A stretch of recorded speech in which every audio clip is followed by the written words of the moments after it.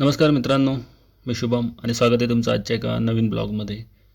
आज खूप दिवसांनी ब्लॉग टाकला. त्याचं कारण असं की कामाचा लोड भरपूर असल्यामुळे व्हिडिओ एडिट करायला टाईमच भेटत नव्हता आणि 2 दिवस झाले तब्येत बरी नसल्यामुळे घरीच होतो.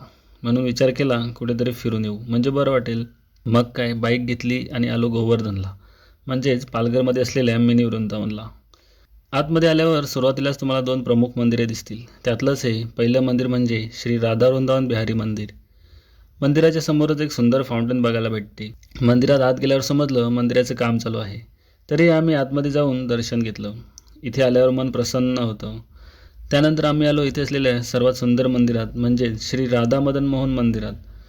इथे आल्यावर काहीच वेळात मंदिराचा दरवाजा उघडण्यात आला आणि आरती झाली.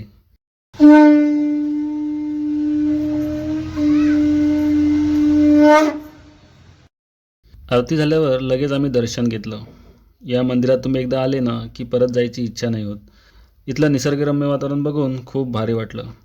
कोहोज किल्ल्याच्या सानिध्यात असलेलं हे मंदिर बघून मन प्रसन्न होतं. काही वेळ इथे बसल्यानंतर आम्ही आलो नाश्ता करायला. नाश्त्यामध्ये भरपूर ऑप्शन होते, पण या दोघींना पावभाजी खायची होती म्हणून पावभाजी ऑर्डर केली. काही मिनिटातच त्याने आम्हाला पावभाजी दिली. पावभाजीची टेस्ट छान होती. मला तर आवडली, पण या दोघींकडे बघून वाटत तर नाही की यांना आवडली असेल. पावभाजी खाल्ली आणि लगेच इथला स्पेशल मसालेदार चहा ऑर्डर केला. चहा जरा जास्तच मसालेदार होता.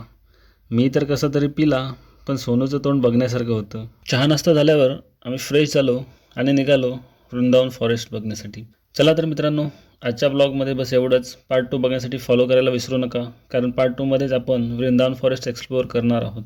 पार्ट 1मध्ये बस एवढंच. भेटूया नेक्स्ट ब्लॉगमध्ये. तोपर्यंत बाय बाय.